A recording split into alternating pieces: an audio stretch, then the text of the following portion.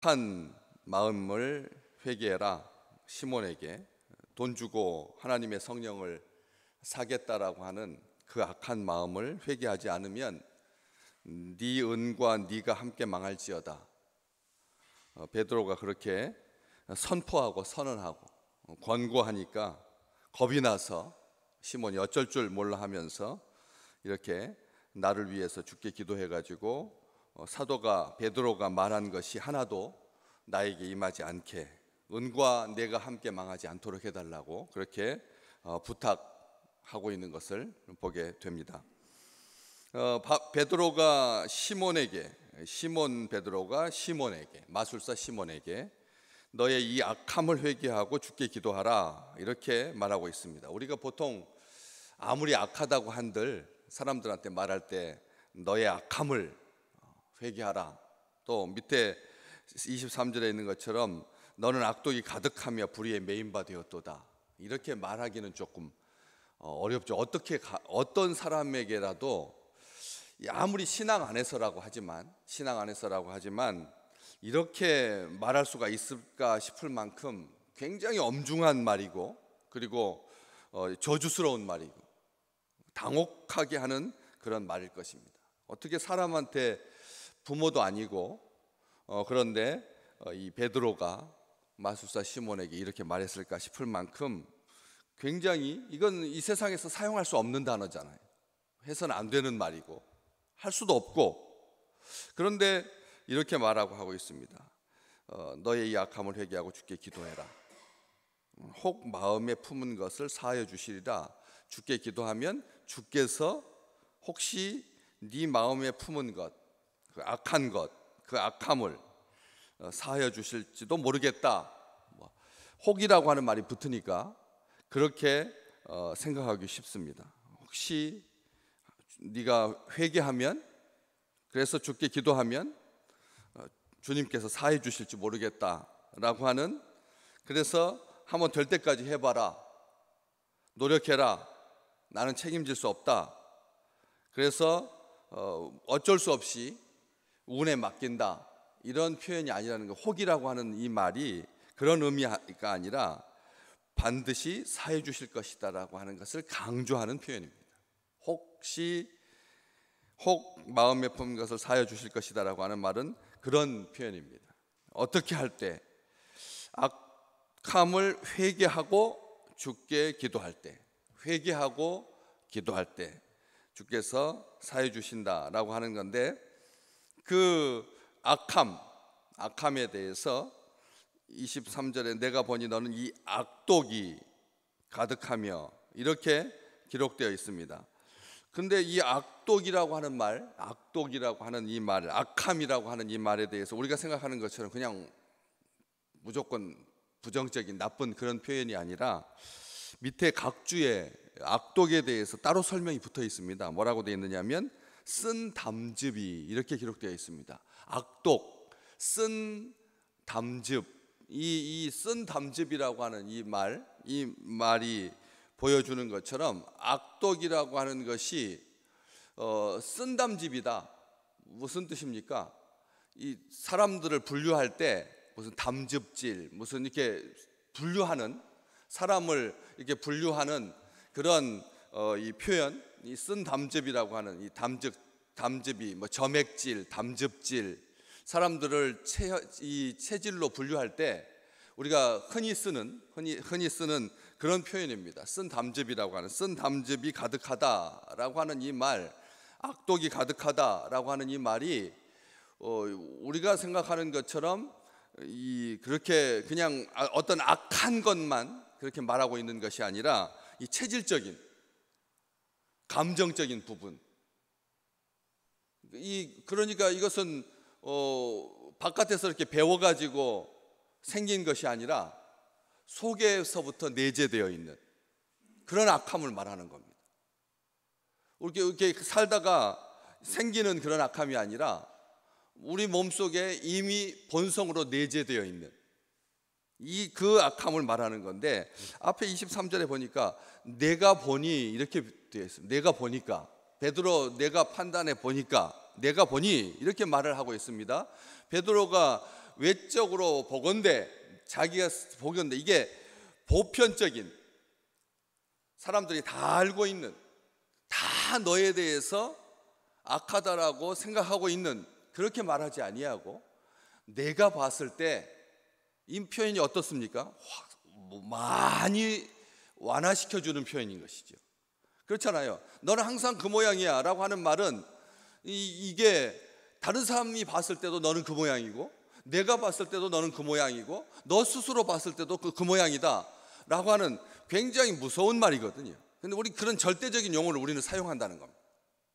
그래서 사람들을 판단할 때 마치 자기가 신이 된 것처럼 어떤 사람에 대해서 판단할 때 그렇게 판단하기 쉽습니다. 보수는 어떻고 진보는 어떻고. 어려서 부모를 여인 사람은 부모의 사랑을 받지 못한 사람은 어떻다. 키가 크면 어떻고 키가 작으면 어떻다. 몸이 좀 있으면 어떻고 마른 체형은 어떻다. 이렇게 판단하는 경우들이 의외로 많습니다. 우리가 삶에서 딱 봐도 눈이 좀 이렇게 왔다 갔다 이렇게 하면 이 사람이 온전치 못하다, 이런 식으로 무엇에 대해서 그렇게 판단하기 쉽다라고 하는 것이죠. 근데 베드로는 그렇게 말하지 않고 있습니다. 너의 악함을 회개하고 주께 기도하라. 반드시 주께서 사해 주실 것이다 강조하고 있는데, 내가 볼 때 너는 악독이 가득하다, 그래서 불의에 매인 거다, 이렇게 말하고 있습니다. 악독이 가득하여 불의에 매였다, 이렇게 표현해 준 것. 다 쓴 담즙이 가득하여 불의에 매인 바 된다. 속에 그 체질적으로 감정적으로 연약해지고 그 자기 감정에 휩쓸리게 되면 어떻게 된다? 불의에 매이게 된다. 불의에 매이게 된다. 이렇게 말했는데 또 거기에도 또 각주가 붙어 있어요. 밑에 보면 불의에 매인 바 된다라고 하는 되었다라고 하는 그 말 대신 불의에 매는 자가 되었도다. 어떠죠? 수동태로 되어 있는데 능동태로 바뀌어 있습니다. 이 수동태와 능동태는 전혀 다른 거잖아요. 속에서부터 그렇게 분을 사귀지 못해가지고 속에서부터 올라오는 그런 욕망, 최고가 되겠다라고 하는, 돈을 모으겠다라고 하는, 능력 있는 자가 되겠다라고 하는, 힘 있는 자가 되고 싶어하는 그런 본성, 이게 악한 영이 틈타서 불의에 매인봐도 되지만 나중에 이게 체질화되고 고착화되면, 놔두게 되면, 회개하지 아니하면, 주께 돌이키지 아니하면 어떤 일이 된다고요? 나중에는 불의에 매는 자가 된다.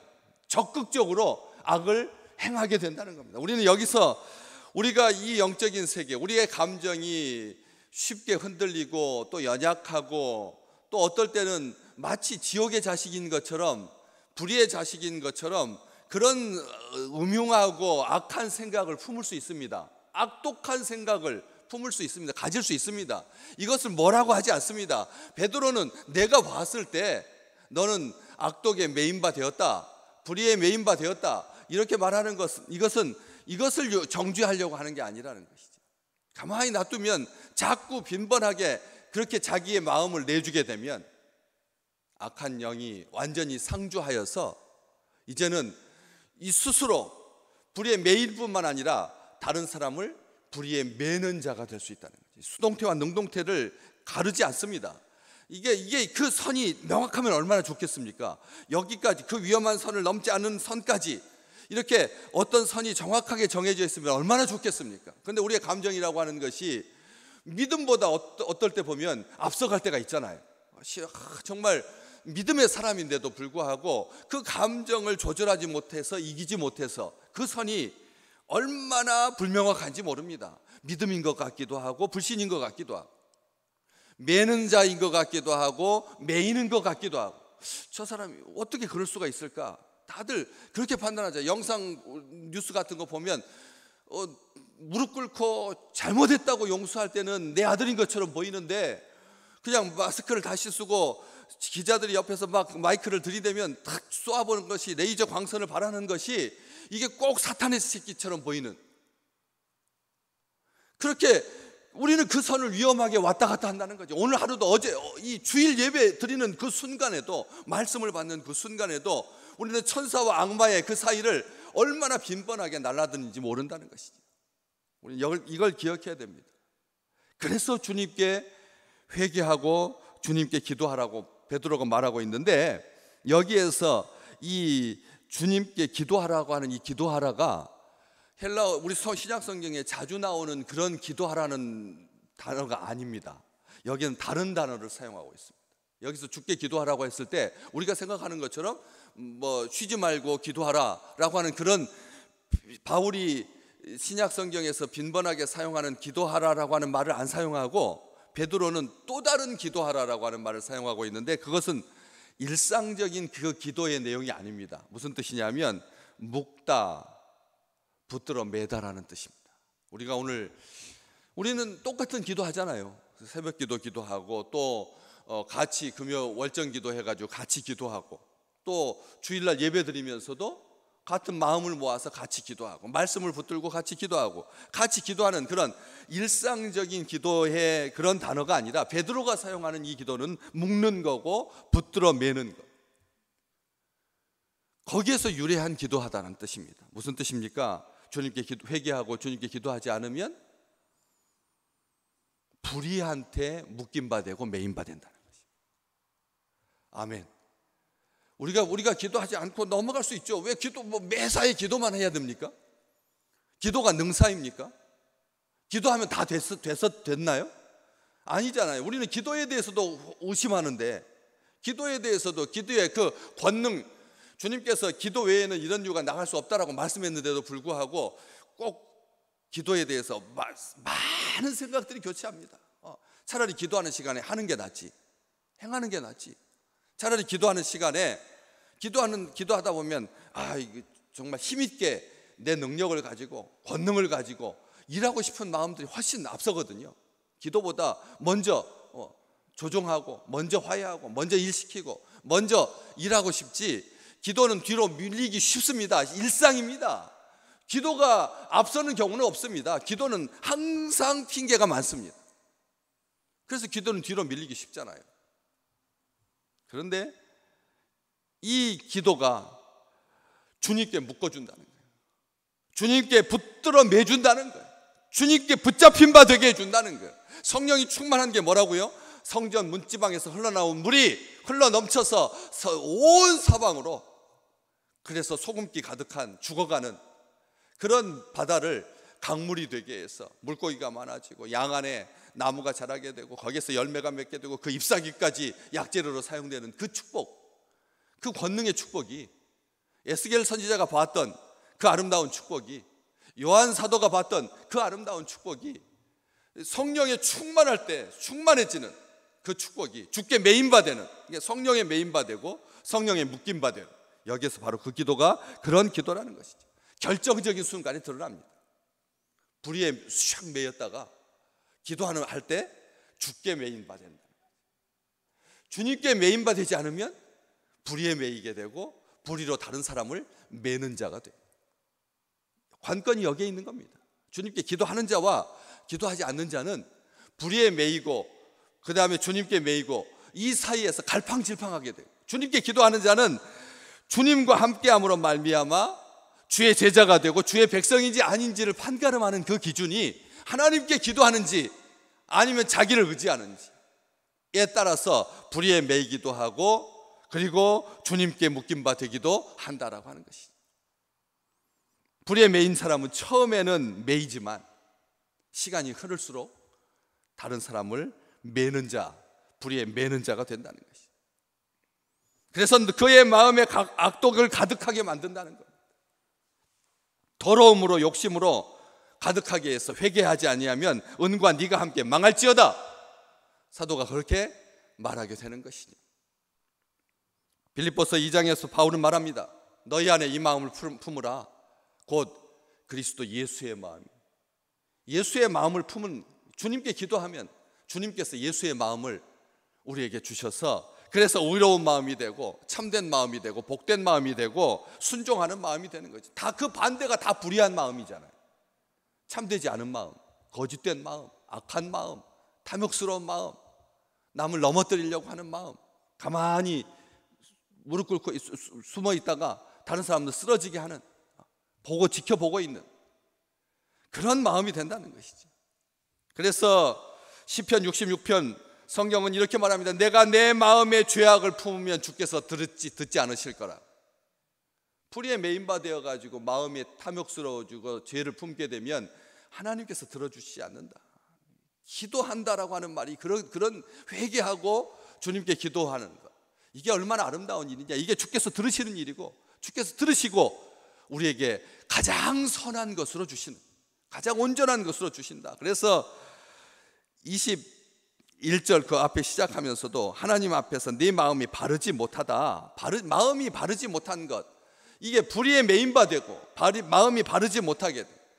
마음이 바르지 못하게 시작된 것이 악함을 품게 되고 악독이 가득하게 되고, 그래서 넘어지는 자 되고, 그래서 지는 자 되고, 그래서 죽게 되지만 하나님 앞에 마음이 바르다라고 하는 것이 얼마나 귀한 일이냐. 잠언 28장 26절 자기의 마음을 믿는 자는 미련한 자라고 했습니다. 우리의 마음 어떻게 믿을 수가 있습니까? 불의가 가득한데 우리의 체질적으로 우리 안에 담즙처럼 우리 속에 잠재하고 있는 것이 악한 본성인데 우리의 마음 믿을 수 있습니까? 절대 못 믿습니다. 예배를 10,000번 드린다 한들 우리의 마음이 바를 수 있습니까? 못합니다. 자기 마음을 믿는 자는 미련한 자라고 솔로몬이 말한 이것을 기억하십시오. 그렇기 때문에 시편 139편에서 다윗은 이렇게 기도하죠. 하나님이여 나를 살펴주십시오.